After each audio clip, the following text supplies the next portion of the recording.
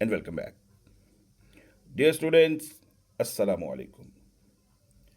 This is Salman Khalil, your English teacher, and I first welcome you all to English Academic Excellence. I hope you are fine. Dear students, आज goodbye mister Chips chapter number 2 आज हमारे सामने है। और आपने जैसा कि देखा कि चैप्टर नंबर 1 में किस तरह से मिस्टर चिप्स अपनी पोस्ट रिटायर्ड लाइफ में होने वाली तमाम तर सरगर्मियों में मशगूल रहे। और आज हम चैप्टर नंबर 2 में जो ब्रुकफील्ड पब्लिक स्कूल, जहाँ पर आपने अरसा दराज तक तदरीसी काम सर अंजाम दिया, इसके बारे में हम देखेंगे। आज के इस लेक्चर में ब्रुकफील्ड स्कूल से रिलेटेड इंफॉर्मेशन हमारे पास आएगी। तो सबसे पहले हम इसके साइनॉप्सिस को देखते हैं।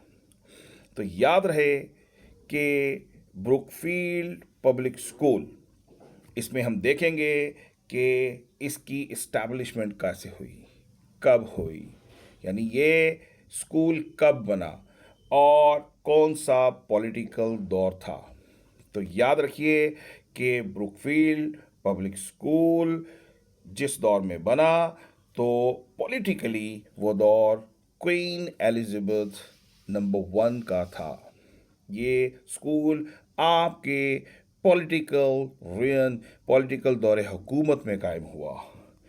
आपका दौर 1558 से लेकर 1603 तक का जो पॉलिटिकल हिस्ट्री है उसको देखा जा सकता है। और इसकी तस्वीर आप यहाँ पर मलका बरतानिया की ये देख सकते हैं कि ये क्वीन एलिजाबेथ हैं, जिनका दौर 1558 से लेकर 1603 तक जो है हम ब्रिटिश हिस्ट्री के अंदर देख सकते हैं। इस दौर को हम द लेट ट्यूडर पीरियड भी कहते हैं, मगर आपको इस बारे में, हिस्ट्री के बारे में परेशान होने की ज़रूरत नहीं है।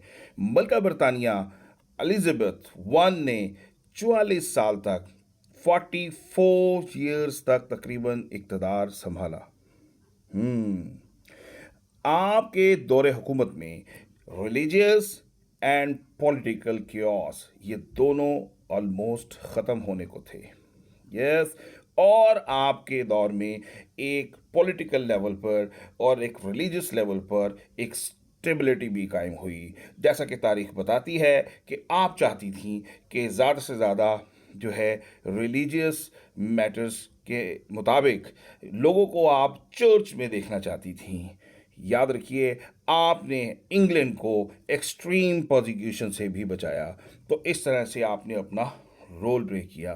तो इस चैप्टर के अंदर हम देखेंगे कि ब्रुकफील्ड स्कूल की इस्टेब्लिशमेंट इस दौर में हुई तो किस तरह से हुई। याद रखिए, ब्रुकफील्ड स्कूल आपके सामने ये इमेज देख रहे हैं कि ये ब्रुकफील्ड स्कूल की एक क्वाड्रेंगल शेप में इमेज हमें नज़र आ रही है। इस पर अभी हम बात करेंगे। तो ब्रुकफील्ड स्कूल जो कायम हुआ वो क्वीन एलिजाबेथ के दौर में कायम हुआ। राइट, क्वीन एलिजाबेथ के दौर में ये स्कूल कायम हुआ। राइट, और याद रखिएगा कि इस दौर के अंदर, जैसा कि हमने पहले बताया कि हिस्ट्री के अंदर, बरतानिया की हिस्ट्री के अंदर, इंग्लैंड की हिस्ट्री के अंदर रिलीजियस चेंजेस आना शुरू हुई। यस, रिलीजियस चेंजेस आना शुरू हुई। और जो मोनार्च स्कूल थे, जो मोनास्टिक स्कूल भी आप कहते हैं, इनको बंद कर दिया गया। और इनको बंद करने के साथ साथ फिर एक नया सेटअप ऑफ स्कूल कायम हुआ, वो उभरा। उसको हम कहते हैं न्यू ग्रामर स्कूल्स। सेटअप जो था इसने ग्रो किया फिर बाद में। तो इसका मतलब ये है कि मलकाए बरतानिया, मलकाए एलिजाबेथ के दौर में मिडिल क्लास ने राइज करना शुरू कर दिया। मर्चेंट क्लास और जेंट्री क्लास ने चाहा कि वो भी अपने बच्चों को तालीम दिलाएं, कानून की, गवर्नमेंट की, लॉ की। इस तरह से वो अपनी तालीम दिलाना चाहते थे अपने बच्चों को। तो लिहाजा ये क्लास जो है मिडिल क्लास, इसने ग्रो करना शुरू कर दिया। याद रखिए इसकी एक और वजह भी थी, और वो वजह एक ह्यूमैनिस्टिक इन्फ्लुएंस था। ह्यूमनिस्टिक इन्फ्लुएंस का मतलब है कि एक आइडिया ऑफ रिनाइसेंस जो है तारीख में मुख्तलिफ तहरीकें शुरू हुई। एक तहरीक जिसका नाम रिनाइसेंस थी। रिनाइसेंस का मतलब रेनोवेशन कह सकते हैं आप, यानी कि जिसमें एक इल्म की, एक पूरे एक सेटअप की जो है वो रेनोवेशन होती है, दोबारा से बहाली होती है असर नो, इसको आप रिनाइसेंस कह सकती हैं। तो इस तहरीक का आगाज़ हुआ। ये आइडिया ऑफ रिनाइसेंस जो था, ये क्या था, ये क्या चाहता था कि क्लासिकल एजुकेशन को पुश किया जाए। तो याद रखिए इसकी ये भी वजह थी कि क्लासिकल एजुकेशन को पुश करने के लिए, यानी कि इस रिनाइसेंस के आइडिया को पुश करने के लिए, इस इन्फ्लुएंस को कास्ट करने के लिए भी याद रखिए कि इस स्कूल को बनाया गया, ये भी आप कह सकते हैं। इसी वजह से ब्रुकफील्ड जैसे स्कूल्स के लिए तालीम का फोकस क्या रखा गया, वो क्लासिकल लैंग्वेजेस रखी गई। क्लासिकल लैंग्वेजेस में क्या थी, आपकी लैटिन लैंग्वेज थी उस ज़बान में, इस लैंग्वेज के अंदर ग्रीक लैंग्वेज थी, और इसी तरह से क्लासिकल लैंग्वेजेस के अंदर हम इस क्लासिकल एजुकेशन के अंदर हम रोमन हिस्ट्री के ऊपर भी फोकस हुआ करता था। तो इस तरह का एजुकेशन करिकुलम डिज़ाइन किया गया, निसाब डिज़ाइन किया गया, सिलेबस डिज़ाइन किया गया। तो बेटा ये थे महरक़ात जिस वजह से ब्रुकफील्ड स्कूल वहाँ पर कायम हुआ आपके सामने। तो देखा बेटा, तो ये चीज़ें जो है ना सारी आपने इसमें साइनॉप्सिस के ऊपर तो देखी, साइनॉप्सिस के तौर पर देखी। तो याद रखिएगा इसी तरह से हम अगर आगे मूव करते चले जाएं थोड़ा सा, अगर हम देखें कि ये जो सारा जो अभी हमने सिनारियो देखा कि जिसके तहत Brookfield school as a grammar school establish हुआ। ग्रामर स्कूल वो होता है जिसमें लैंग्वेजेस के ऊपर फोकस होता है, जैसे अभी हमने बात की कि लैटिन लैंग्वेज, ग्रीक लैंग्वेज वगैरह वगैरह, राइट। तो इसी तरह से इसने क्या किया, that would serve the needs of Elizabethan England. तो इस वजह से इसने क्या करना था, एलिजाबेथन इंग्लैंड को, उसकी ज़रूरियात को उसने सर्व करना था। तो बेटा ये चीज़ें भी हम आज के इस लेक्चर में देखेंगे। अच्छा, इसके अलावा हम ये देखेंगे कि आप सामने देख सकते हैं कि ये ब्रुकफील्ड स्कूल की, ये देखिएगा, ये बिल्डिंग देखिए, ज़रा गौर से देखिए, इसकी शेप देखिएगा कि ये देखिए 4 sided, this this this and this. ये जो 4 साइडेड बिल्डिंग स्ट्रक्चर है बेटा, ये एक रवाज था यूरोपियन कंट्रीज़ के अंदर जो स्कूल थे, जो अमेरिकन कंट्रीज़ के अंदर जो स्कूल थे, तो उनमें ये 4 साइडेड लेआउट को जो है मलूज़ खातिर रखा जाता था, और इसके लिए ये दरमियान में एक ओपन स्पेस रखी जाती थी ताकि बच्चों का इंटरेक्शन हो यहाँ पर बिल्कुल बासानी। तो ये लेआउट जो है वहाँ पर रखा जाता था। ये भी वजह थी इसकी क्वाड्रेंगल शेप की। इस स्कूल की जो बिल्डिंग स्ट्रक्चर है उसको क्वाड्रेंगल शेप, यानी कि क्वाड्रेंगल शेप ये हो सकता है कि जैसे आप स्क्वायर शेप कह सकते हैं। आप स्क्वायर शेप ऊपर से आप बिल्कुल खाली हॉलो शेप नज़र आ रही है हमें। देखिए यहाँ से हम देखते हैं तो बिल्कुल हॉलो नज़र आ रही सारा, और चारों तरफ से जो है बच्चे आकर ओपन स्क्वायर यार्ड के अंदर वो बैठें, एंजॉय करें, गपशप करें, ये सब कुछ, ये जो है ना उस वक्त का लेआउट जो था एक इस्टेब्लिश्ड लेआउट था जिसको यूरोपियन स्कूल्स और अमेरिकन स्कूल जो है उसको फॉलो किया करते थे।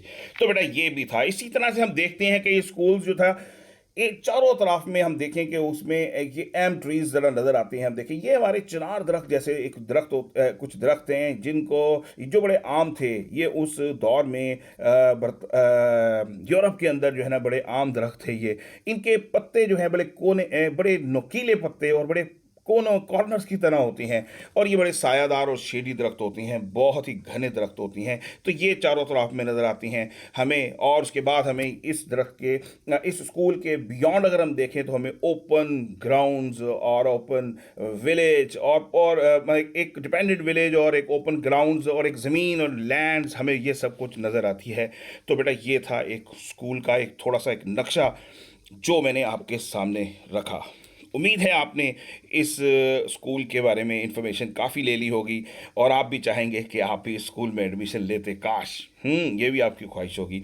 अच्छा, इसके अंदर हम और ये देखेंगे कि मिस्टर चिप्स ने जनाब चिप्स जो हैं, आपकी जो रिटायरमेंट हम देखेंगे कि आपकी रिटायरमेंट 1913 में हुई। आप 1870 में स्कूल में 1870 में स्कूल में आए, ब्रुकफील्ड स्कूल में, और आपने इस स्कूल को 1913 के अंदर आपने यहाँ से रिटायरमेंट ली। और आप रिटायरमेंट के वक्त आपको कुछ चीज़ें दी गई, इसमें हम देखेंगे कि आपको किस तरह से एक क्लॉक, एक डेस्क दिया गया, एक चेक दिया गया, ये सारी चीज़ें। तो बेटा ये था एक लाइट सा साइनॉप्सिस जो कि चैप्टर नंबर 2 को कवर करता है। और अब उम्मीद है आप परेशान हो रहे होंगे, कि आप क्यूरियस होंगे कि चलें अब हम क्वेश्चन की तरफ चलते हैं। जी बेटा, तो याद रखिए कि बोर्ड में आने वाले क्वेश्चन हमने इसमें लिख दिए हैं। आपने इस साइनॉप्सिस को अच्छी तरह से देखना है और इसके क्वेश्चंस को करके ज़रूर जाना है। आइए देखते हैं इसके क्वेश्चंस कौन से हैं। Yes, here we go now. जी, ये है हमारे चैप्टर नंबर 2 के क्वेश्चंस। जी बेटा, क्वेश्चन नंबर 1 देखते हैं। ये क्वेश्चन नंबर 1 है आपके सामने। How was the building of Brookfield? जी, अभी आपको मैंने बताया कि बिल्डिंग कैसी थी। जी बेटा, इसका हमने सिंपल, याद रखिए हमने बिल्कुल सिंपल प्लेन आंसर्स लिखे हैं, कोई परेशान नहीं किया आपको। जल्दी से आपने याद करते जाना है, साथ साथ वीडियो देखें, क्वेश्चन तैयार करें और 20 मार्क्स अपनी पॉकेट में डाल के अब बोर्ड में जाएं पेपर देने के लिए। राइट, ओके, नाउ देखते हैं। How was the building of Brookfield? The building of Brookfield was old and simple, right? मैंने ये लिखा है, आप क्वाड्रेंगल शेप लिख सकते हैं। क्वाड्रेंगल शेप का मतलब होता है ऐसे चौकोर शेप, राइट? रेक्टेंगुलर शेप भी कह सकते हैं। नेक्स्ट क्वेश्चन है, how was the school? How was the school and when established? ये मैंने शॉर्ट वर्ड में लिखा है, राइट? तो ताकि आपने क्वेश्चन की हेडिंग दे के शुरू हो जाना है। जी, Brookfield was an old public school. पहले आप ये बताइए कि ये क्या था? एक ओल्ड पब्लिक स्कूल था, and it was established in the 16th century, right? 16वीं सदी के अंदर ये एस्टैब्लिश हुआ। नेक्स्ट आप बताइएगा, what was the contribution of school to London? हाँ, लंदन के लिए इसने क्या कंट्रीब्यूट किया स्कूल ने?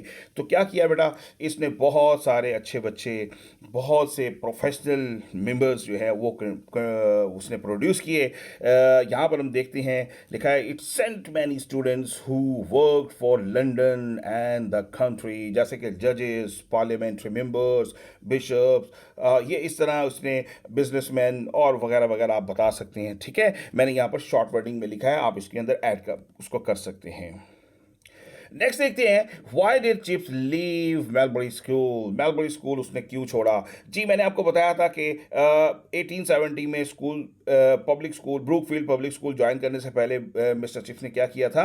मेलबरी स्कूल को ज्वाइन किया था 1869 में। लेकिन वहाँ पर क्या था, उसको टीज किया गया था, उसको डिस्टर्ब किया गया था, वो मेंटली डिस्टर्ब था और डिसिप्लिन के इश्यूज थे, लिहाजा उसने 1 साल के बाद उसको छोड़ दिया था। ओके, तो यहाँ पर लिखा है, इसके आंसर में आप लिखेंगे, chips left mulberry school because he got a job eight Brookfield. यहाँ पर तो बात ठीक है, जो ब्रुकफील्ड में जॉब मिल गई, लेकिन पीछे क्या वजह थी वो मैंने अभी आपको बताई।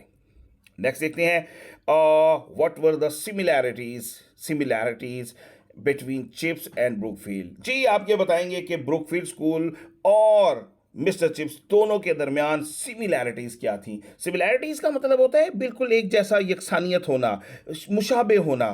तो दोनों में कौन सी चीज़ें कॉमन थी? देखें, यहाँ पर लिखेंगे कि both were old, both were quite, both had a long history.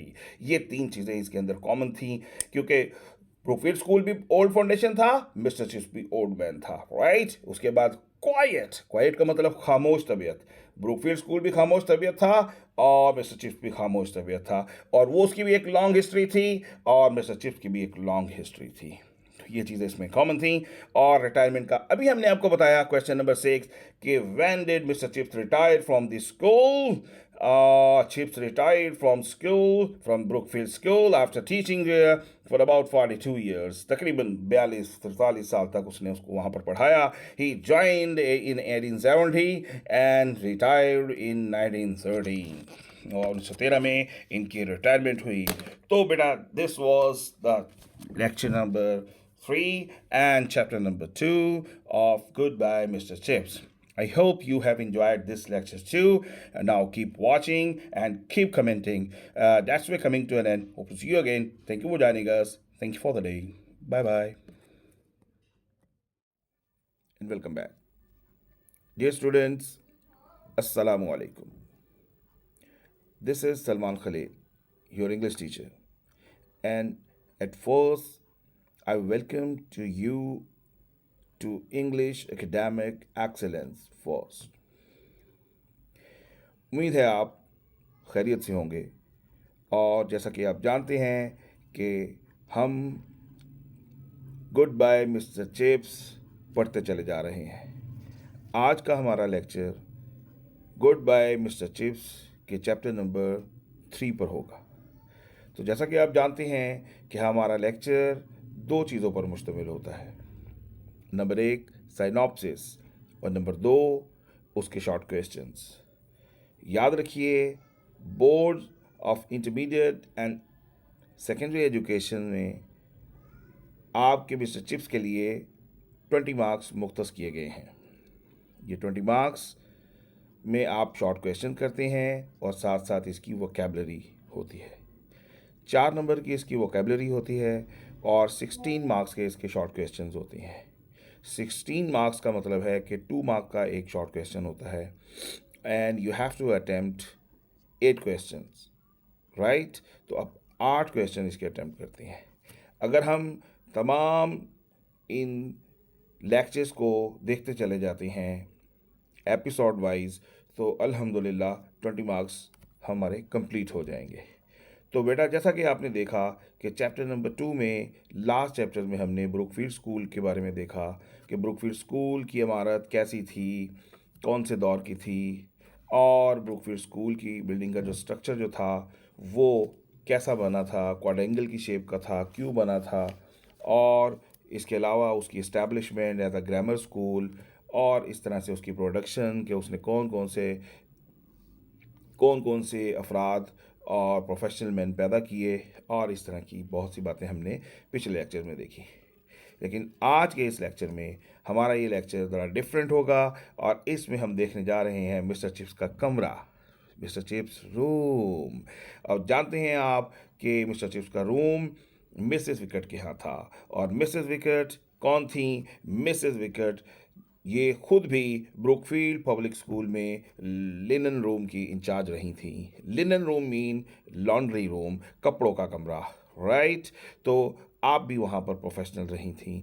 तो मिस्टर चिप्स चूँकि अपनी रिटायरमेंट के बाद, ब्रुकफील्ड स्कूल से रिटायरमेंट लेने के बाद आप रिहाइश पजीर हैं कहाँ पर? मिसेस विकेट के यहाँ। और मिसेस विकेट के यहाँ जो आपका कमरा मिला है वो कैसा था, आज के लेक्चर में हमारी ये बहस होगी। तो आप रेडी हैं? यस। तो मिस्टर चिप्स के कमरे का इंटरनल व्यू आप देख सकते हैं अपनी स्क्रीन के ऊपर कि किस तरह से एक विंडो बाहर की तरफ खुली है, और ये रूम भी एक स्कूल मास्टरी टेस्ट के अकॉर्डिंग हम देख सकते हैं। क्या ख्याल है? देख सकते हैं आप क्या क्या चीज़ें आपको यहाँ पर नज़र आ रही हैं, और ऑलमोस्ट यहाँ पर जो चीज़ें हैं मिस्टर चिप्स के रूम में वो हमें नज़र आ रही हैं एक स्कूल टीचर के टेस्ट के अकॉर्डिंग, जिसमें हमें किताबें नज़र आ रही हैं, जिसमें हमें ट्रॉफीज़ हैं, जिसमें तस्वीर हैं, कुर्सी है, और इस तरह की बहुत सी चीज़ें, राइट, जो कि एक स्कूल के टीचर्स की का असासा होती हैं। तो वन बाय वन हम इसको देखेंगे आज।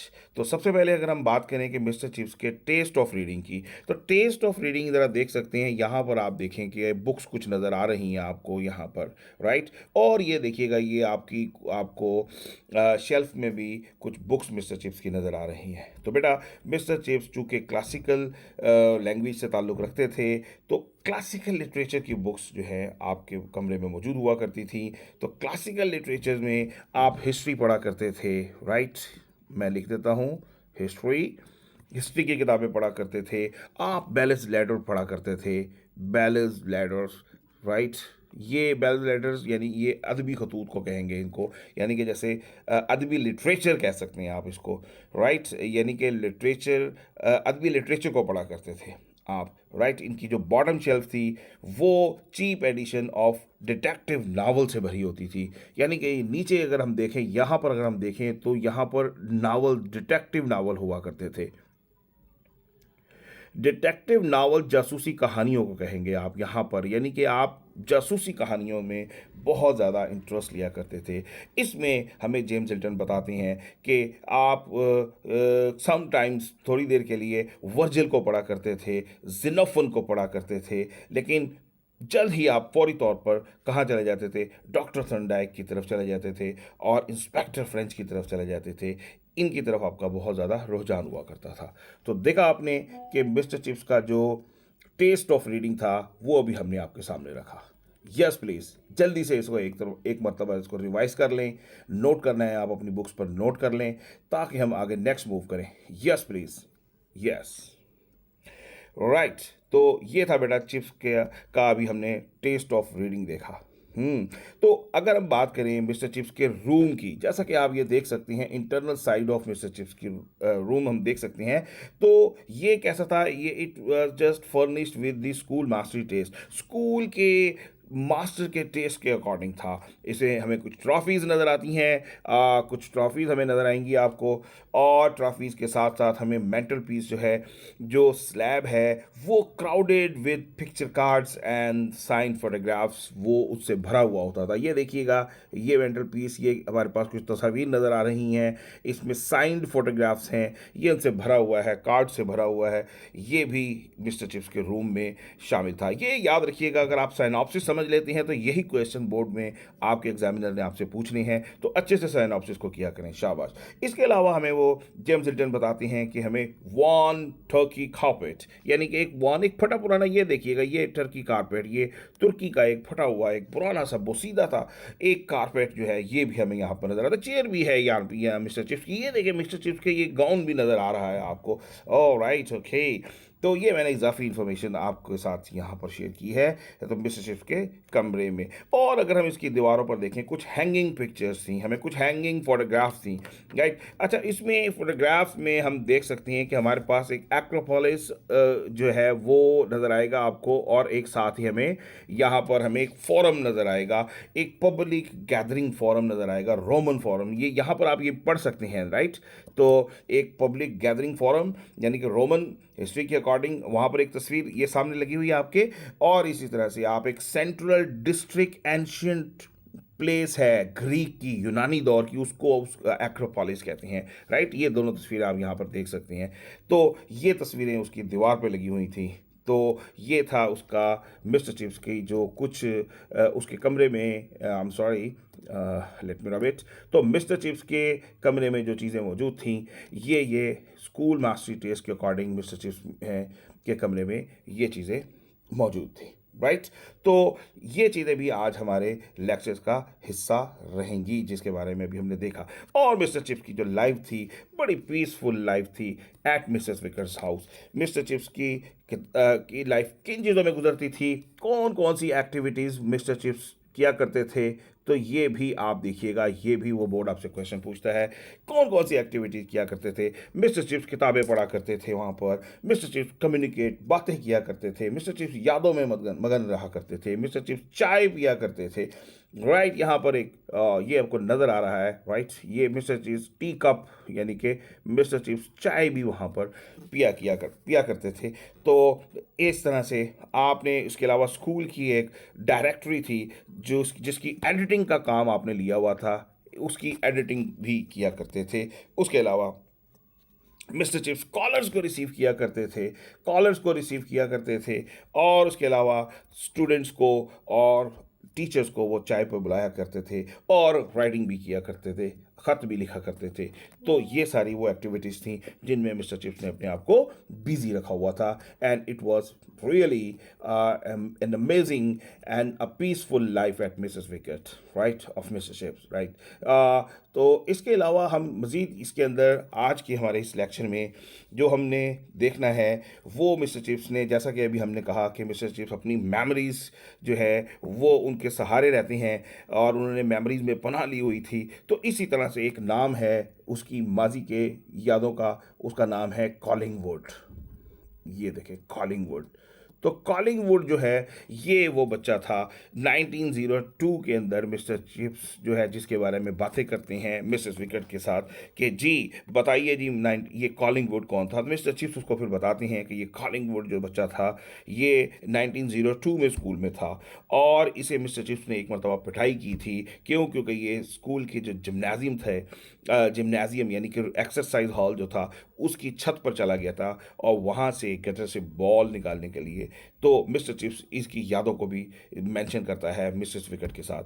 और मिस्टर चिप्स फिर हमें जेम्स हिल्टन बताते हैं कि ये बच्चा जो है बड़ा होकर एक मेजर बना और ब्रिटिश आर्मी जब ब्रिटिश आर्मी ज्वाइन की फिर वो मेजर बना और उसने एक इनाम भी जीता, एक मेडल जीता जिसका नाम था DSO, डिस्टिंग्विश सर्विस ऑर्डर। और बाद में इसका मिस्र के महाज पर जो है ना इसका इसका इंतकाल भी हुआ, यानी कि तो ये इनकी जान भी गई। तो ये सारी वो जो इन्फॉर्मेशन है जो हमें आज के चैप्टर नंबर 3 में हमें मिलती है। तो बेटा अब इसके शॉर्ट क्वेश्चंस को हम करते हैं। तो हमारे शॉर्ट क्वेश्चन साथ साथ ही तैयार हो जाते हैं। कुछ डिटेल में साइनॉप्सिस में आपके साथ डिस्कस करता हूँ, लेकिन जो उसकी तफसील है यानी कि जो उसका सरसरी तफसील कह लें या उसके बारे में आप लेआउट कह लें, तो वो हमें नज़र आता है शॉर्ट क्वेश्चंस पैनल के ऊपर। तो आइए चलते हैं शॉर्ट क्वेश्चंस के पैनल के ऊपर। यस जी, हियर वी गो नाउ। जी बेटा, तो ये देखिए यहाँ पर क्वेश्चंस लिखे हुए हैं बड़े, आपको जैसा कि हमने पहले भी कहा कि हमारे क्वेश्चन बड़े सिंपल फॉर्म में होते हैं, सिंपल वर्डिंग में होते हैं, वन लाइन सेंटेंस के अंदर होते हैं, ताकि आपको परेशानी ना रहे एग्जाम में उसको सम अप करने के लिए। जी सबसे पहला क्वेश्चन है हमारे पास, यहाँ पर देखिएगा, who was Mrs wicket. Mrs wicket कौन थी? हमने आपको बताया कि she was chips land lady and after his retirement वहाँ पर वो मिस्टर चिप्स रहा करते थे, राइट। तो इसको आप मजीद एक्सप्लेन कर सकते हैं। Next, what did Chips do during the present weather. Present weather में मिस्टर चिप्स की क्या एक्टिविटी हुआ करती थी? मिस्टर चिप्स खुशगवार मौसम को पसंद किया करता था, क्योंकि मिस्टर चिप्स जो है ठंड में सर्दियों में जो है ना उसको प्रॉब्लम हुआ करता था, उसकी चेस्ट जो थी वो उसके दिल के ऊपर वजन डालती थी, लिहाजा ये मिस्टर चिप्स खुशगवार मौसम को पसंद किया करता था।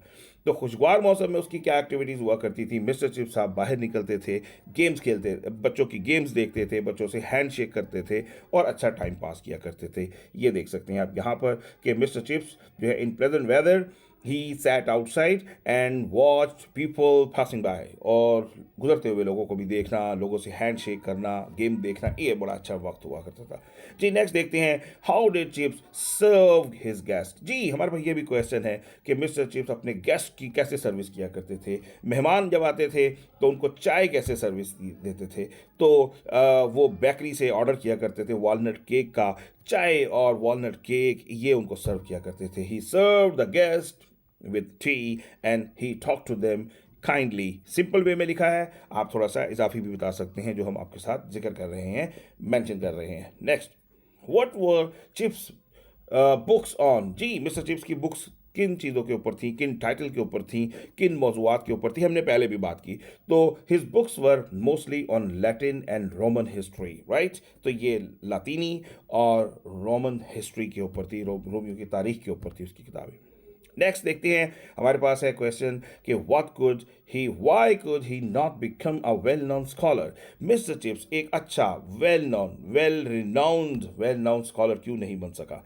जी उसकी वजह यह थी कि अब हम यहाँ पर देखते हैं क्या लिखा है कि he could not become a profound famous scholar because he spent all his time teaching students. यानी ज़्यादातर जो है उसका फोकस था बच्चों को पढ़ाने, बच्चों के दिल लगाने में था, बच्चों से मोहब्बत करने में था। तो यहाँ पर हमने एक रीज़न लिख दिया है, इसके अलावा भी हैं, राइट। तो लेकिन वो इंटरेस्ट ज़्यादा नहीं लिया करते थे उस तरह के सब्जेक्ट्स के अंदर, इतनी कमांड नहीं रखते थे अपने सब्जेक्ट के अंदर, ये भी वजह थी। ओके नेक्स्ट देखते हैं, क्वेश्चन नंबर 6 देखिएगा, how was chips room at Mrs wickets. अभी हमने बताया कि मिस्टर चिप्स का रूम कैसा था मिसेस विकेट के यहाँ। His room was small, old and full of books and उसके बाद लिखा है कि यहाँ पर है मेमोरीज। ये मेमोरीज रहने दें, इसको हम इसको कैंसिल आउट करते हैं। उसके अलावा जो हमने भी बताया कि जिस तरह से चेयर थी, ट्रॉफीज थी, फोटोग्राफ्स थी और कुछ पिक्चर्स लगी हुई थी हैंगिंग ऑन द वॉल्स, तो ये सारी चीज़ें आप बता सकते हैं, राइट। लास्ट में आपने क्वेश्चन बताना है, इंपॉर्टेंट क्वेश्चन है, कैरेक्टर बेस्ड क्वेश्चन है, कॉलिंगवुड कौन था। तो कॉलिंगवुड क्वेश्चन जो है ये कैरेक्टर से मुतलिक है, तो कैरेक्टर से मुतलिक 2 से 3 क्वेश्चन आपका एग्जामिनर पूछता है, इसको याद रखिएगा। कैरेक्टर मीन कोई भी कैरेक्टर जो इंट्रोड्यूस हो रहे हैं आपके नावल के अंदर चैप्टर वाइज, राइट। तो कॉलिंगवुड कौन थे? He was an old student of mister chips who became a famous scholar. यहाँ पर यह स्कॉलर लिखा हुआ है, तो आप इसके बारे में स्कॉलर ना लिखें, आप ये उसकी तालीम है, आप यहाँ पर उनकी प्रोफेशनली लिख लें। आप यहाँ पर लिख लीजिएगा मेजर, राइट, ये लिख लीजिएगा major in army, right, British army. आपने ये लिख लीजिएगा, ये ज़्यादा इन्फॉर्मेशन आपने नहीं देनी, राइट। तो Collingwood was an old student of Chips who became a major in British army and home Chips once punished for climbing on to the gymnasium roof. तो जिसे मिस्टर चिप्स ने जिम्नाजियम की roof यानी exercise hall की छत पर चढ़ने की वजह से पिटाई की थी, पनिश किया था। So that was today's lecture. I hope you have enjoyed today's lecture. So keep watching, keep commenting. That's we're coming to an end. Hope to see you again. Thank you for joining us. Thank you for the day. Bye bye.